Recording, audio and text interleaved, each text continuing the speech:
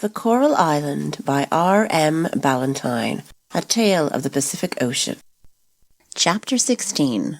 It was a bright, clear, beautiful morning when we first launched our little boat and rowed out upon the placid waters of the lagoon. Not a breath of wind ruffled the surface of the deep. Not a cloud spotted the deep blue sky. Not a sound that was discordant broke the stillness of the morning, although there were many sounds, sweet, tiny, and melodious, that mingled in the universal harmony of nature. The sun was just rising from the Pacific's ample bosom and tipping the mountain tops with a red glow. The sea was shining like a sheet of glass, yet heaving with the long, deep swell that, all the world round, indicates the life of the ocean, and the bright seaweeds and the brilliant corals shone in the depths of that pellucid water as we rode over it like rare and precious gems. Oh, it was a sight fitted to stir the soul of man to its profoundest depths, and, if he owned a heart at all, to lift that heart in adoration and gratitude to the great Creator of this magnificent and glorious universe. At first, in the strength of our delight, we rowed hither and thither without aim or object, but after the effervescence of our spirits was abated, we began to look around us and to consider what we should do. "I vote that we row to the reef," cried Peterkin. "And I vote that we visit the islands within the lagoon," said I. "And I vote that we do both," cried Jack. "So pull away, boys." As I have already said, we have made 4 oars, but our boat was so small that only 2 were necessary. The extra pair were reserved in case any accident should happen to the others.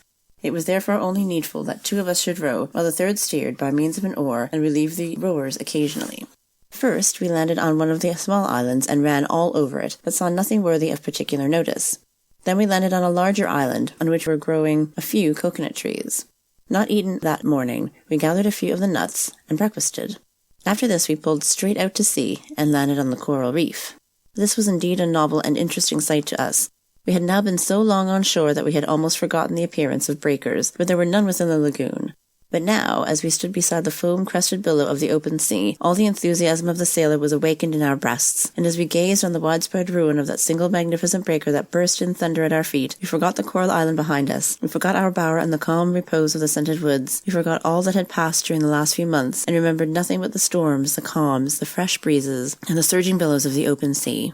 This huge, ceaseless breaker to which I have so often alluded was a much larger and more sublime object than we had at all imagined it to be. It rose many yards above the level of the sea and could be seen approaching at some distance from the reef. Slowly and majestically it came on, acquiring greater volume and velocity as it advanced, until it assumed the form of a clear watery arch which sparkled in the bright sun. On it came with resistless and solemn majesty. The upper edge lipped gently over, and it fell with a roar that seemed as though the heart of the ocean were broken in the crash of tumultuous water, while the foam-clad coral reef appeared to tremble beneath the mighty shock. We gazed long and wonderingly at this great sight, and it was with difficulty that we could tear ourselves away from it. As I have once before mentioned, this wave broke in many places over the reef and scattered some of its spray into the lagoon, but in most places the reef was sufficiently broad and elevated to receive and check its entire force. In many places the coral rocks were covered with vegetation, the beginning, as it appeared to us, of future islands. Thus, on this reef, we came to perceive how most of the small islands of these seas were formed. On one part we saw the spray of the breaker washing over the rocks, and millions of little active, busy creatures continuing the work of building up this living rampart. At another place, which was just a little too high for the waves to wash over it, the coral insects were all dead, for we found that they never did complete their work above water. They had faithfully completed the mighty work which their Creator had given them to do, and were now all dead. Again, in other spots the ceaseless lashing of the sea had broken the dead coral in pieces and cast it up in the form of sand. Here seabirds had alighted, little pieces of seaweed and stray bits of wood had been washed up, seeds of plants had been carried by the wind, and a few lovely blades of bright green had already sprung up, which, when they died, would increase the size and fertility of these emeralds of the ocean. At other places these islets had grown apace, and were shaded by 1 or 2 coconut trees, which grew literally in the sand, and were constantly washed by the ocean spray. Yet, as I have before remarked, their fruit was most refreshing and sweet to our taste. At this time Jack and I pondered the formation of the large coral islands. We could now understand how the low ones were formed, but the larger islands cost us much more consideration. Yet we could arrive at no certain conclusion on the subject. Having satisfied our curiosity and enjoyed ourselves during the whole day in our little boat, we returned, somewhat wearied, and, withal, rather hungry, to our bower. "Now," said Jack, "as our boat answers so well, we will get a mast and sail made immediately." "So we will," cried Peterkin, as we all assisted to drag the boat above the high water mark. "We'll light our candle and set about it this very night. Hurrah, my boys, pull away!" As we dragged our boat, we observed that she grated heavily on her keel, and as the sands were in this place mingled with broken coral rocks, we saw portions of the wood being scraped off. "Hallo!" cried Jack on seeing this. "That won't do." Our keel will be worn off in no time at this rate." "So it will," said I, pondering deeply as to how this might be prevented. But I am not of a mechanical turn naturally, so I could not conceive of a remedy save that of putting a plate of iron on the keel, but as we had no iron, I knew not what was to be done. "It seems to me, Jack," I added, "that this is impossible to prevent being worn off." "Impossible?" cried Peterkin. "My dear Ralph, you are mistaken. There is nothing so easy." "How?" I inquired in some surprise. "Why, by not using the boat at all," replied Peterkin. "Hold your impudent tongue, Peterkin," said Jack as he shouldered the oars. "Come along with me, and I'll give you work to do. In the first place, you will go and collect coconut fibre and set to work to make swimming tine with it." "Please, Captain," interrupted Peterkin. "I've got lots of it made already, more than enough, as a little friend of mine used to be in the habit of saying every day after dinner." "Very well," continued Jack, "then you'll help Ralph to collect coconut cloth, cut it into shape, after which we'll make the sail of it. I'll see to getting the mast and the gearing, so let's to work." And to work we went right busily, so that in 3 days from that time we had set up a mast and sail, with the necessary rigging, in our little boat. The sail was not, indeed, very handsome to look at, as it was formed of a number of oblong patches of cloth, but we had sewed it well by means of our sail needle, so that it was strong, which was the chief point. Jack had also overcome the difficulty about the keel by pinning it to a false keel. This was a piece of tough wood, of the same length and width as the real keel, and about 5 inches deep. He made it of this depth because the boat would be thereby rendered not only much more safe, but also more able to beat against the wind, which in a sea where the trade winds blow so long and so steadily in one direction was a matter of great importance.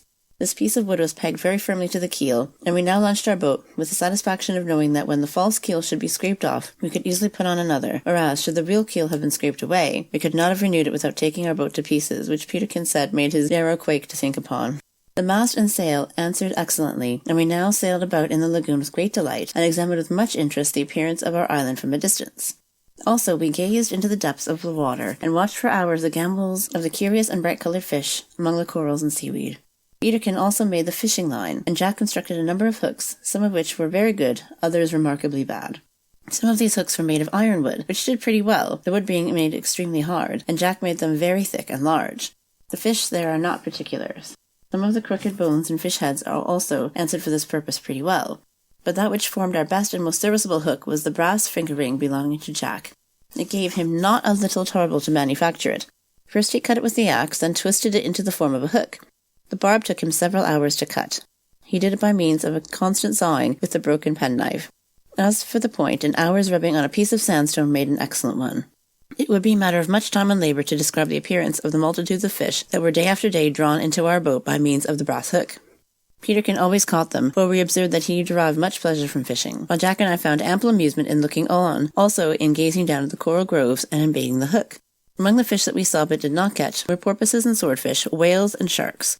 The porpoises came frequently into our lagoon in shoals, and amused us not a little by their bold leaps into the air and their playful gambols in the sea.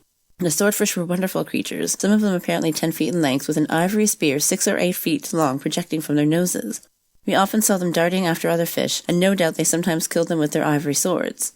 Jack remembered having heard once of a swordfish attacking a ship, which seemed strange indeed, but as they are often in the habit of attacking whales, perhaps they mistook a ship for one.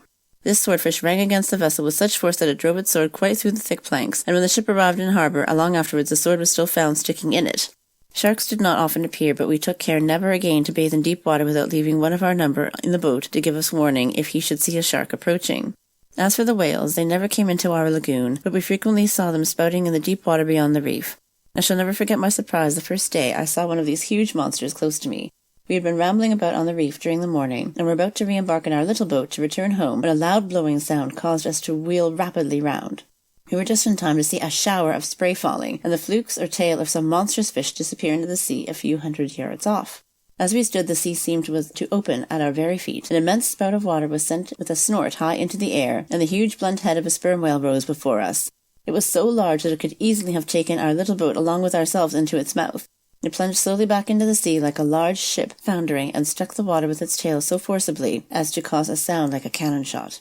We also saw a great number of flying fish, although we caught none, and we noticed that they never flew out of the water except when followed by their bitter foe the dolphin, from whom they thus endeavoured to escape.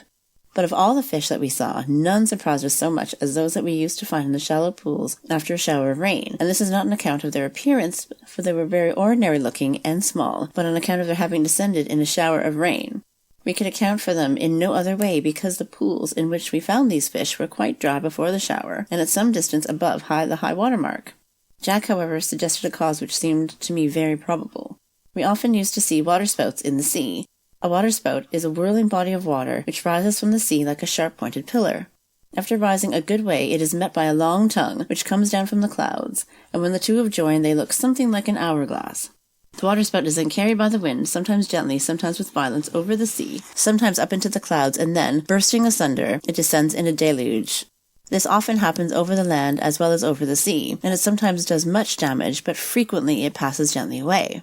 Now, Jack thought that the little fish might perhaps have been carried up in a waterspout, as though sent down again in the shower of rain, but we could not be certain as to this point, yet we thought it likely. During these delightful fishing and boating excursions, we caught a good many eels, which we found to be very good to eat. We also found turtles among the coral rocks and made excellent soup in our iron kettle. Moreover, we discovered many shrimps and prawns, so that we had no lack of variety in our food, and indeed we never passed a week without making some new and interesting discovery of some sort or other, either on the land or in the sea.